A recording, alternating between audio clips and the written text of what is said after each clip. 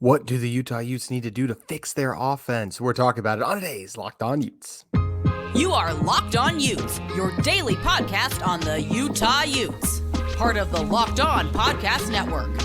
Your team every day.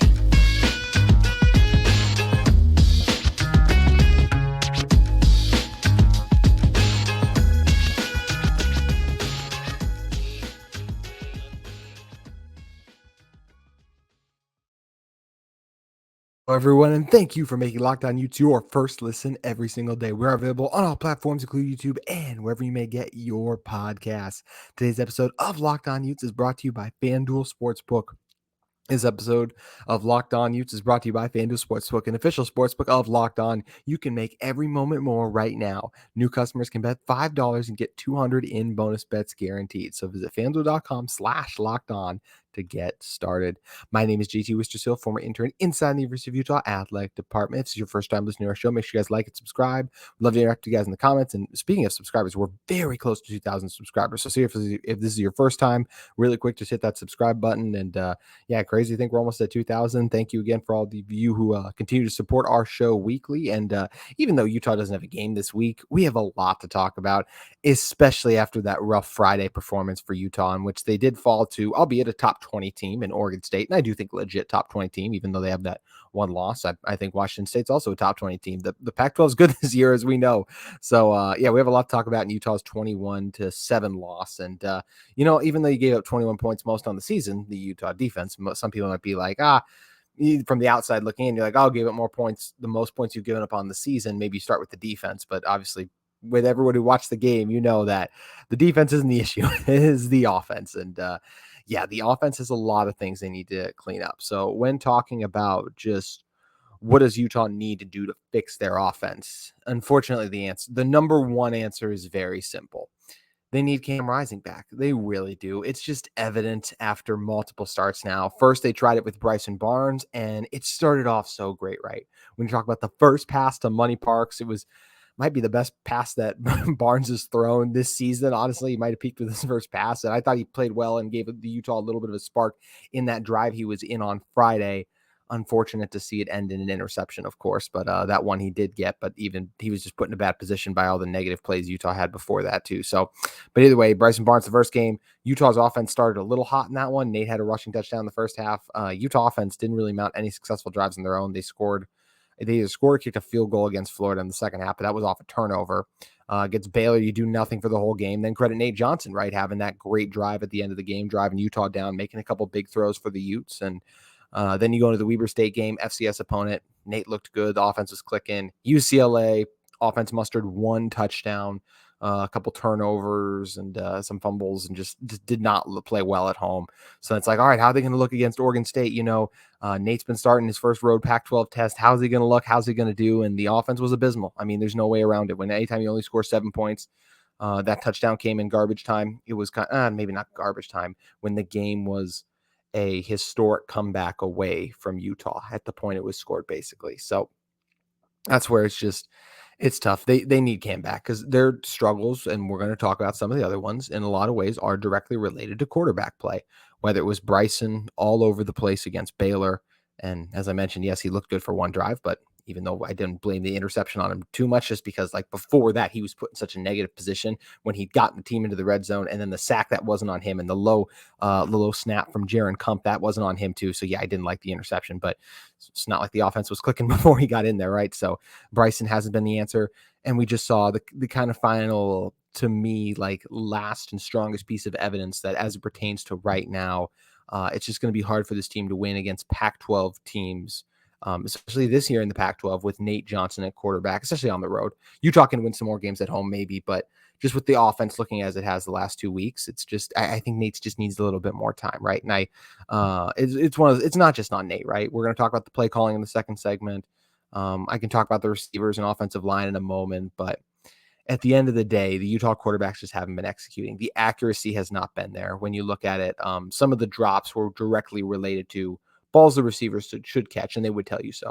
But I think if you would even ask Nate, right? And I haven't talked to Nate, but I'm just saying, like, if you look at it, you're like, I think Nate would tell you, like, I need to do a better job delivering that ball. Obviously, I'm not talking about like one to Emery Simmons that bounces right off his hands. I'm talking more so some of those shorter throws to like Mikey Matthews, where he has to bend over to try to grab him and things like that. And I also saw some people saying that the drops were a bigger issue than the quarterback play. I think the reason some people may feel that way, and the drops did feel big, and they were bad drops. A lot of them were. But when the opportunities to make a play on the outside came so few and far between, that just because Utah was having trouble finding players on the outside. And I think the largest reason for that was quarterback play. That's why the drop felt so detrimental to me, is when the few times Nate did find them, there were drops throughout the game. So once again, it's not all on Nate, but Utah does not have just the quarterback play up to par right now when you're talking about from an accuracy standpoint and even just operating the position, getting the team set in general. Cam Rising, I still believe, is a top 10 college football quarterback. Nate Johnson, Bryson Barnes, they're not that. I think they're adequate backups, but even that's being tested right now, right, with how they performed. And anytime you go in, once again, I mean, Utah played like they had a backup quarterback starting against a top 20 team. You're not really supposed to win those games because of how just good overall a top 20 team is. But it looked rough when your defense gave you chances throughout it and you couldn't manufacture drives. So quarterback play would be the number one thing. Got to get Cam back because he cleans up the accuracy.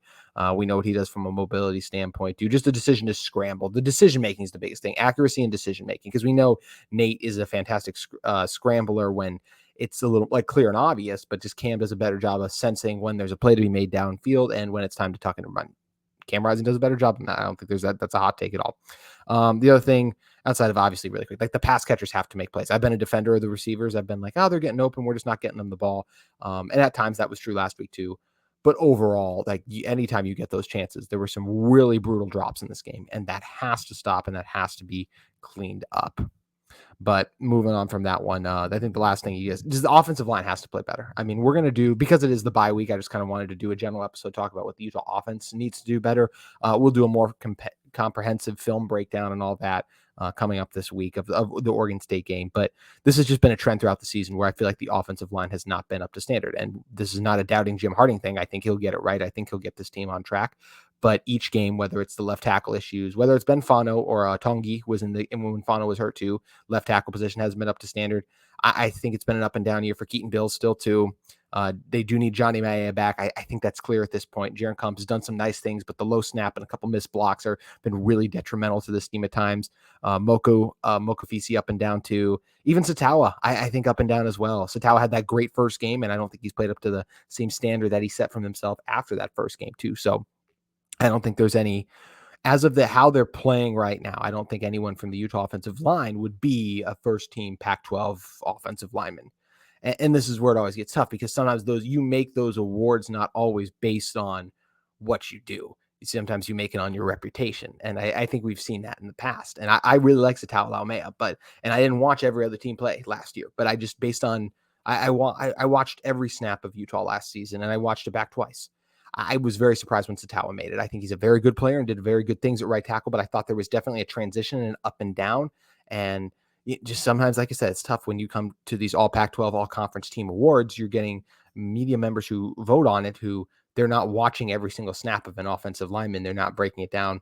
They just not looking at, okay, how'd the left tackle do on this exact play? They got a lot of other things to worry about. So that's where I don't think those awards are always the best representation of how offensive linemen especially are playing it up to standard. So either way, just recapping this, offensive line has to play better. Quarterbacks have to play better too. Receivers have to catch passes. And I think Jalen Glover can hit a couple holes too, although I think he's played pretty well overall. I don't think the running backs are the problem for this Utah team, although Utah definitely needs to get healthy on offense. That's another big theme with the absence of Brant Keithy and Jaquindon Jackson having just missed this recent game too. So that's when you're talking from a personnel standpoint, those are the issues, right? Getting Cam back, offensive line playing better. Have to get the pass catchers making play. Also could use Micah Pittman back. He was supposed to be a key part of this team, and it just hasn't worked out because of injuries and other stuff. So that's kind of the first main issue, but we do have to talk about, just from a play calling standpoint, where has this offense kind of sputtered at, and like how much is the play calling to blame for its failures through this point in the season?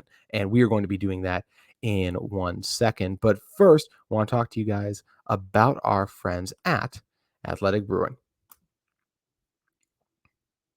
Now is the time for your Game Changer of the Week, brought to you by Athletic Brewing Company.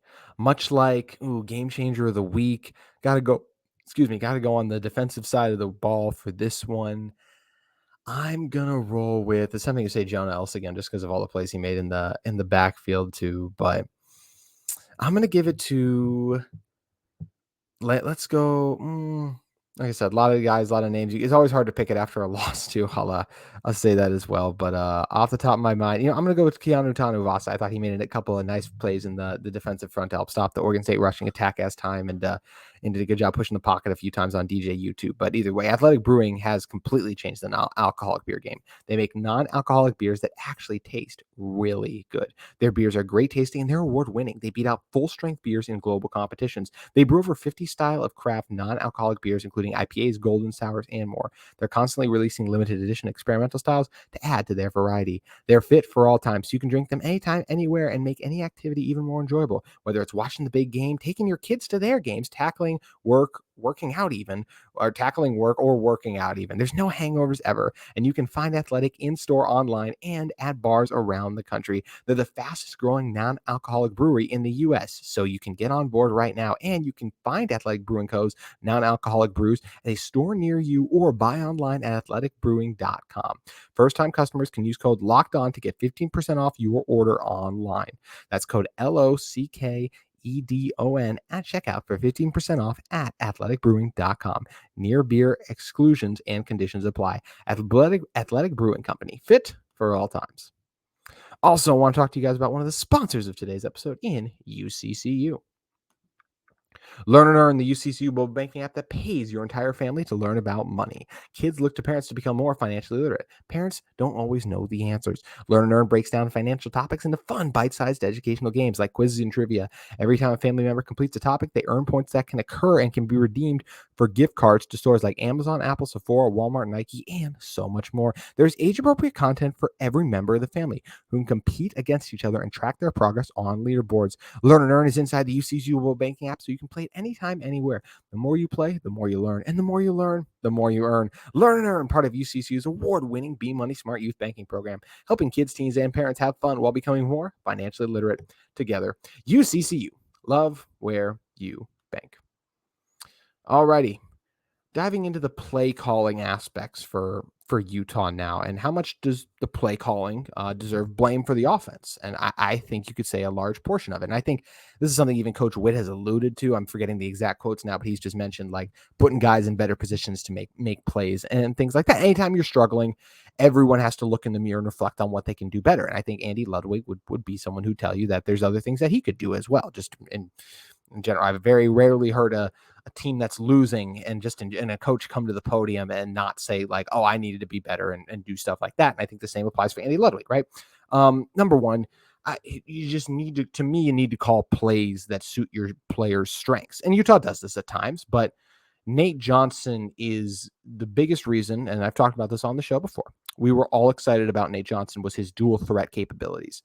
If you would have told me that when Nate Johnson starts this year, in his first Pac-12 road game, like that he's starting because Cam's out for injury, I'd be like, okay, so the game plan's going to have a mix of quarterback runs and also him throwing, because I believe that Nate can get there as a passer, and we've even saw flashes of it against Weber State, that drive against Baylor. Had a couple of nice passes against UCLA still overall, but I would have said, but he still needs to run, because that's the reason we were all so excited about him last year. He had those 3 or 4 rushing touchdowns, which you're like, is he the fastest guy on the team? Like that's incredible. He's just moving that quickly. So to then go into Oregon State like that and to see how much this offense struggled against UCLA too, and to not see any designed quarterback runs, it's really disheartening to me, because it's like, okay, that's not putting Nate in a position to succeed. If you're only asking him to be a drop back passer, when we've seen that's part of that, he can do it at times, but it's still not his best attribute. His best attribute at this point, based on what we've seen play out at the collegiate level, is his legs. And to not call more designed runs,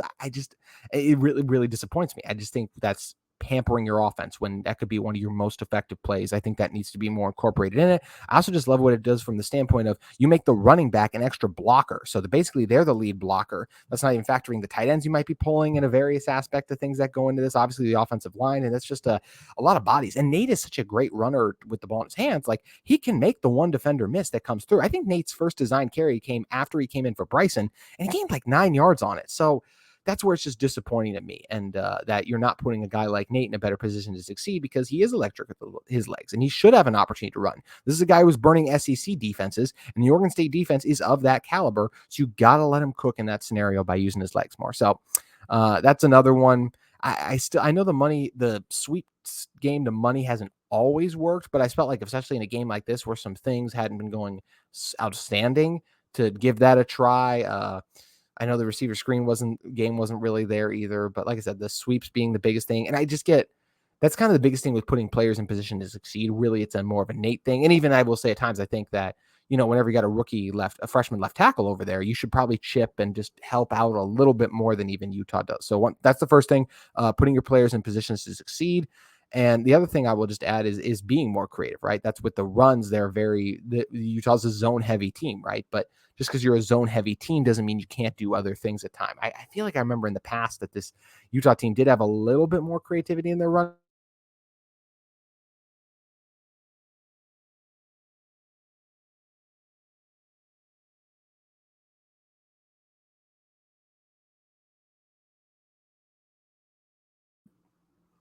I think we're back. Sorry if we had a brief audio delay there, but yeah, that's just one of those things for this Utah team. To recap kind of what I was saying, you just got to be more creative, whether it's more creative runs, more creative passing plays. I think, what was it, the second or third the second pass of the game for Nate, faked the handoff, got him on the move a little bit, quick throw to Money Parks. Like, Nate is good at throwing on the move, and a lot of times they didn't get Nate throwing on the move. He just stayed in the pocket. So that's another thing, like, be more creative, and it even ties back to put your players in a position to succeed. I didn't feel like Utah did that against Oregon State.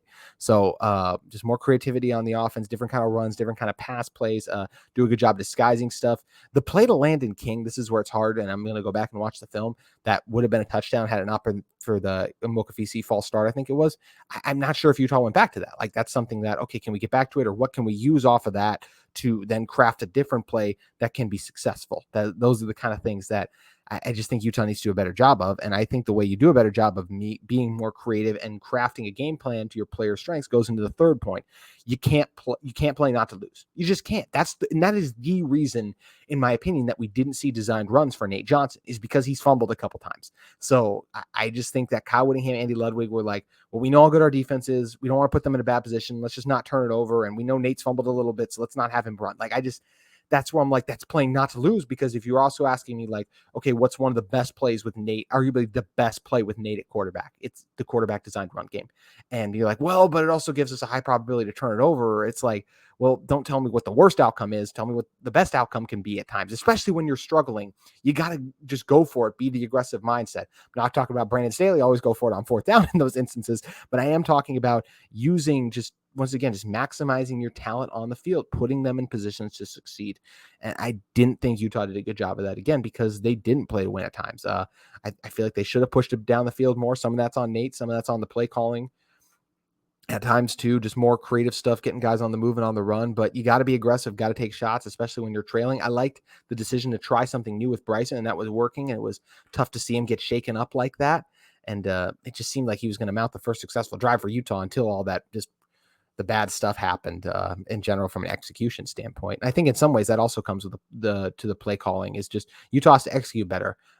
Whether it's you got to cut down on the bad penalties or the mistakes with the snaps and that kind of stuff. It has to change if Utah wants to compete in what is right now, I think, the top heaviest conference in college football. I don't think that's a top take overall. I know the SEC has Georgia, and Alabama's still obviously very good, but like, they're not as top heavy as the Pac. Washington, USC, I can make an argument that Washington and USC should both be in the top four right now. I'm not saying it's a great argument for USC with how that defense looks. Washington definitely should be. But even with a USC, right, it's like, well, they just beat a good Colorado team, or a frisky Colorado team. I guess I don't know if I can call them good anymore after they've kind of, they got bludgeoned by Oregon. They got beat pretty good by USC too, even though they had that late comeback in that one. So Yeah, you got to play not to lose to me. Just continue to be aggressive overall. And the great thing is Utah has 2 weeks to either get Cam Rising back or really retool and rework this offense if they want to have success. They have a good trial run against Cal. Utah should beat Cal at home. This Utah team, as we love to say it with me also, hasn't lost a true home game since 2018. And that should not happen to the Cal Golden Bears. It very well could happen to Oregon if this team, and in fact, if the offense doesn't improve, like Utah's going to lose that game. I just don't see how Utah is going to hold Oregon under 2 touchdowns. I think that's just really going to be hard to do. And even if they force a defensive touchdown, like Utah has to be more productive. Oregon already basically has a shutout this year. I think Colorado scored a late touchdown on that one, but their defense has been pretty stout to begin the season. They've had given up some touchdowns, but they're capable of doing what Oregon State just did to Utah. So it's going to have to be cleaned up. The offense has to get right, and we're going to continue to talk about what changes and just adjustments need to be made to the offense, but those are the main ones from a play calling and just a personnel standpoint, too, that I wanted to hit on in this first bye-week episode of Locked On Utes. And before we get out of here, I do want to talk about some of my opponent observations I had just watching some of the future opponents that Utah is going to be playing very soon this past college football weekend. I did want to talk about what I saw from them and how I think Utah is going to be impacted in those games. We're going to be discussing that in one moment, but I want to talk to you a little bit more about the great people at FanDuel Sportsbook. You guys can snap into action this NFL season with FanDuel, America's #1 sportsbook. Right now, new customers can get $200 in bonus bets guaranteed when you place a $5 bet. That's $200 in bonus bets, win or lose. If you've been thinking about joining FanDuel, there's no better time to get in on the action. The app is easy to use. There's a wide range of betting options, including the spreads, player props, over-unders, and so much more. So you can visit FanDuel.com/lockedon and kick off the NFL season. FanDuel, an official partner of the NFL. Alrighty, coming back in to close this one out, let's do opponent observations. This is something I started a few weeks ago since Pac-12 play began, and we're not talking about Cal in this one, is 2 weeks away. So we're gonna wait a little bit to talk about Cal. We'll get there. Don't worry though. But I do want to talk about some of the other teams that Utah played, and the first one may surprise you a little bit because I could go like USC. That'll be the second team. Oregon continues to do their thing. They actually might have been on bye this week now that I said that out loud, but obviously they look really good. Pac-12 is good. There's a lot of good teams. We already talked about that. But there are some under the radar teams that I think could pose problems to Utah, especially if the offense doesn't pick up. One of those is Arizona. And yes, Arizona lost 31-24, but with a backup quarterback, the Wildcats down in Tucson gave Washington their toughest test of the season in terms of how the game played out. 31 is the lowest that Washington has scored this season, and 24 for Arizona is one of the higher, is the closest, like them scoring 24-31. It's the closest the game has been too. So what does that tell you about an Arizona team coached by Jedd Fisch? They're really well coached. They play really hard and they're stout at home. And it's hard to win on the road if you don't have your potent offense clicking on all cylinders. Yes, you can get into a defensive grudge match, but it makes it tougher. And this is definitely one that could be a trap game for Utah if they don't figure out their offense and if the other things happen, especially because the timing of the Arizona game is you will have come off it'll be Cal, then it's USC, then it's Oregon, then it's, I think it's Arizona State, then like Washington, and then I think it's like Arizona after that. So if Utah was to somehow make that stretch with even like just one loss or go undefeated, you're riding high, you fly down to Tucson, you could catch an L. This is a fierce Arizona team. Coach Fisch has been in the process of building this program. I think they're better than their record indicates. I think they're capable of hanging with the top teams in the conference, and they made it interesting against Washington. I think they could make it interesting against Utah too.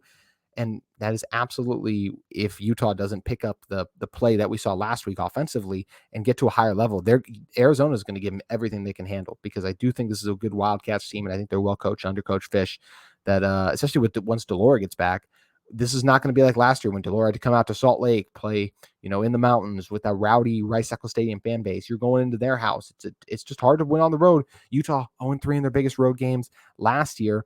Now 0-1 to start in their biggest one this season. And yeah, you could say maybe the Baylor one was, but I look back on that Baylor team and I know they found a crazy way to win against UCF, but Sawyer Robertson, they started the season with the loss to Texas State, just with Sawyer Robertson's first true start too. He's starting to play a little bit better. Like even that one, I just don't look back on it and go like that was one of the biggest road games, like the biggest road games on Utah season. We knew, I even said coming into the year, at Oregon State, at USC, at Washington, because those are all top 2 of those might be top 5 teams, and the other one in Oregon State could eventually be a top 15 team, but right now is a top 20 team. So Utah started the season 0-1. We'll see if they get better in those road games. Last thing I want to talk about before we get out here is, and it goes back to the offense. Like, Utah is going to have to score to beat USC. I mean, we saw it again, right? Caleb Williams against Colorado in that big noon showdown. He was 30 for 40 in passing wise, 400 yards, 6 touchdowns, and had 1 pick. And look, Caleb Williams, I know Shedeur Sanders get tight. Michael Penix has done some really nice things too. Drake May, NFL wise, is getting some love. I think Caleb Williams is still overall the best player in college football, and I do believe he's the best quarterback. I'm a Minnesota Vikings fan. I was happy they won on Sunday. I kind of want my team to tank for Caleb Williams in some way because I think he's that transcendent of a talent. You guys have gotten to see him in person, and I know that some of the antics and stuff can rub people the wrong way. I didn't love all of them either. But when you're just talking about, like, okay, turn on the tape, like, how talented is this dude? He's the best college quarterback I've ever seen play in person, and I've seen C.J. Stroud play in person. I've seen, well, college-wise, Sam Darnold was decent, and Baker Mayfield was too. Obviously, they didn't pan out NFL-wise, but like we've seen. Because we've been you guys as well go to these Utah games. You see good quarterbacks play. Caleb Williams, some of the throws he makes, I've never seen anything like it. And yes, Utah held them under 25, was it in the Pac-12 championship last year? But that was also after Caleb got hurt and the injury. If you guys go back and watch that game, you can see it's affecting him. He's hobbling around out there, giving it all he's got, and still making plays for this team. A healthy Caleb Williams, which is what I anticipate him being when Utah and USC face off in 3 weeks away now, is that he's going to give Utah everything they can handle, especially in the Coliseum, motivated after losing to Utah twice last year. Utah has to be dialed in. The USC rushing attack is solid. They got a good tight end. And when you're talking about Brendan Rice, Washington, Mario Williams, Dorian Singer, who was really good with Arizona last year. And how about the freshman in Branch? He's been electric. Like, it's great weapons. It's one of the best offensive minds in college football. And it's Caleb Williams. Like, Utah's defense is good enough to force some like 3 and outs and just force that offense to stall. I just think it's going to be incredibly hard to hold them under 20 points because of how talented they are. Caleb Williams in his second year at USC now, third year in Lincoln Riley's offense. He looks great. And the only way to beat USC is going to be to score against them, not with them, but score against them. And the reason I don't say score with them is, like, when you say score with them, I think normally it's associated with scoring like 40 points a game. Utah can score, can move the ball. Like, you just have to be able to, okay, we weren't able to score this drive, but you got to respond on the next. I think if Utah has 2 drives in a row where they don't get any points, they're going to be in trouble because you might force USC into a 3 and out once or just stall, but you're not going to do it the second time because of how loaded this offense is. Caleb's ability to keep plays alive is second to none in college football, and Utah's going to be really tested defensively when they play him because he's really hard to bring down. And that ability to keep plays alive, the arm strength, the ability to throw it at different angles is what makes guys like Joe Klatt say he would start on 18 NFL teams right now. And I think he might very well be right in that, to tie back to what I said about wanting my NFL team to have a chance at him because he's that good. So Utah's offense is going to have to get right if they want to win what's arguably their biggest game of the season. Utah can lose 2 games and still make the Pac-12 championship because I think there's a lot of chaos. We're only 2 weeks into Pac-12 play. There's a lot of chaos in the Conference of Champions final season that's going to occur, but you got to put yourself in position to capitalize on it, just like Utah did a season ago. Can they do it? That's what we're going to see. I still believe this team can, and I still believe they'll be able to with a Cam Rising when he gets back healthy. But once again, that's all it can be, is belief until we see Cam out there. So we're going to continue to talk all things Utah this coming week. That's going to do it for opponent observations and this Monday episode, but make sure you guys keep it with us. The film breakdown, some season, just like recaps and grades so far on the year, all that coming up this week on Locked On Utes. If there's anything else you guys want me to talk about, it is the bye week. Would love to take your guys' questions on this team, especially those of you who did listen to the end of this episode, all 28 minutes. I've had starting off the bye week with a long one, so appreciate you guys hanging in with us, and we will be back just tomorrow's show, as I mentioned, breaking down some film and some tape for you. So we look forward to seeing you on tomorrow's Locked On Utes.